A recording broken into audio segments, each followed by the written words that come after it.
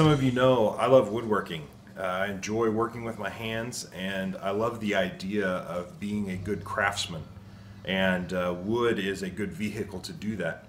I am by no means a professional because there's many techniques that I have yet to even try. And there's actually a project that I'm working on now that I want to try something new. So I thought I'd videotape the process and show you how I go about doing it, and we'll see if it's something that turns out okay. So the technique I would like to try is an inlay, turquoise to be specific.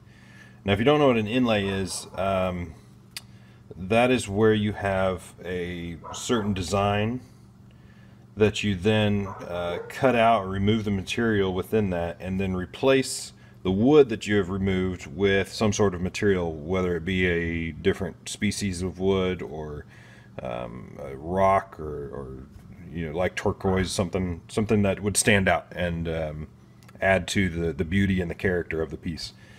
So what we have is this is a scrap piece that is similar to the final piece. We're going to practice on this one and see how it goes first.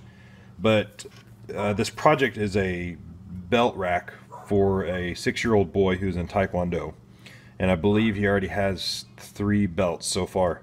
And so this is actually the top piece, and then there's other pieces of wood that go crossways all the way down to display all the belts as he earns them.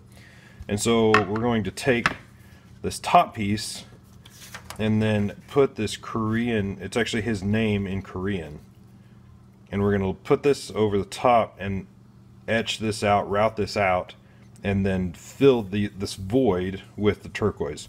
I think it'll be a neat addition and really add to the character and the quality of the piece. So first thing we're gonna do, and by the way, this is not my idea, this is not my technique, this is something that I've read about and watched videos about. So, and I like this technique. I'm sure there are other ways, but this is what we're going to do. So first we're going to take some tracing paper. We have our design to the size that we want it, and we're just going to take some tracing paper, and then very carefully we're going to follow the edge and trace this whole design out.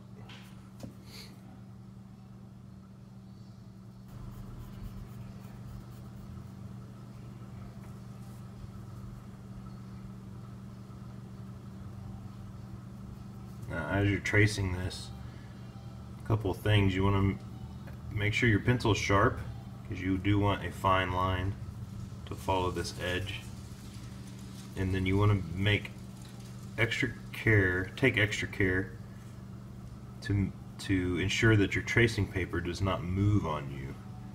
If you need to tape both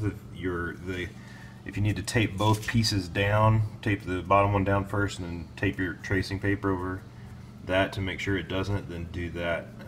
That's only going to add to the quality. I'm kind of taking a risk here and just holding it down, but that's something you want to ensure it doesn't happen, is nothing move on you. So since we're practicing, I'm only going to do this one side. There's nothing unique about this side that I would need to practice on, so if I get this side right, I know I can do the rest of it. So we're going to start with this side, and now that we have it traced, we now want to, of course you would line it up, and so we'll just, this is a center mark for this piece, and so we'll just assume that one side is one character or word will go on one side and the other will go on the other. So we'll line this up approximately where we want it, and then we will get some tape. This is where you will definitely want to secure your piece, your tracing paper to your piece of work. So we're just going to do that, and then we're just going to make some marks just outside of the work area, and these are just going to help us align this, because we may trace one piece and then have to take this off and then come back and replace it. So we want to make sure that we put it in the exact same spot. So these marks will help us do that. So now we'll take carbon paper. Yes, they still make it. The lady at Office Depot was a little confused when I walked in and asked if they still had it.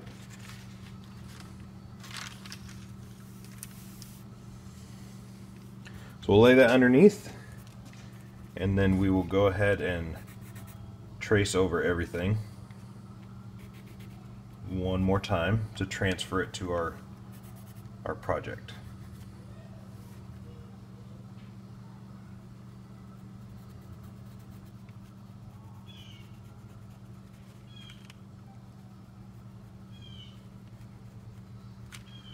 Alright, got that finished up, and then as you'll see, now we have our outline transferred to our project. Alright, brand new sharp X-Acto knife, and we're going to retrace this very carefully with our X-Acto knife. And what that does is that's going to sever the grain on the top of the wood, and that helps when you stick your router bit in there as you're hollowing out or routing out the material inside the tracing. Once you get to that line, that will give you a cleaner, straighter line, a straighter outline.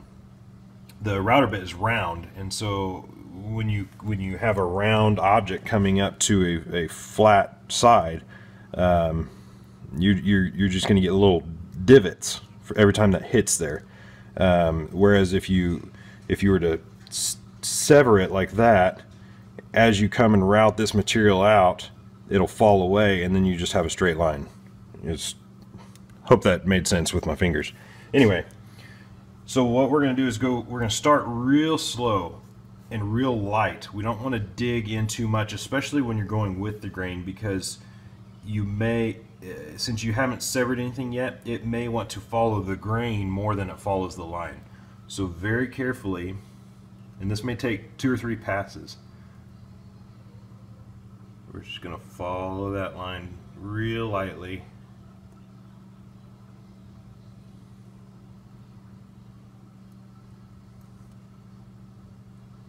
And then once you do that, you can feel that same groove that you just created, and that helps you follow in consecutive passes.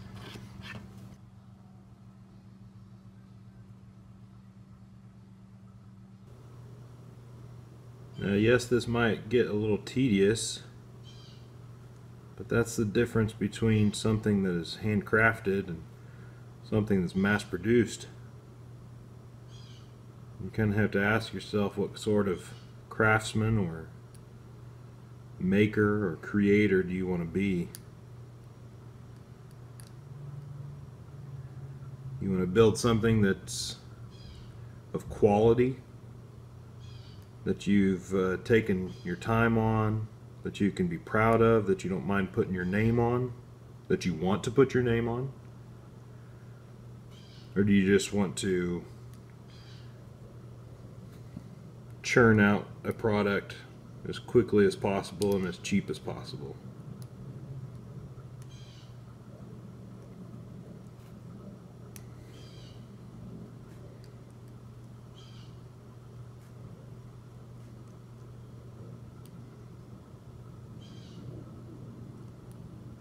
Alright, so we have that done. Now we'll move on to slowly routing out the material in between these lines that we've scored. So before we get started routing out our design, we want to make sure that our project is securely clamped down to our workbench. We do not want this moving around on us at all. Then we need to make sure that our router is set up. We need to make sure that we have plenty of room to work.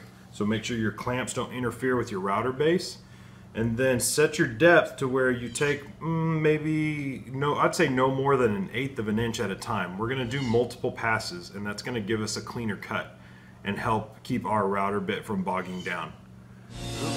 my telescope, it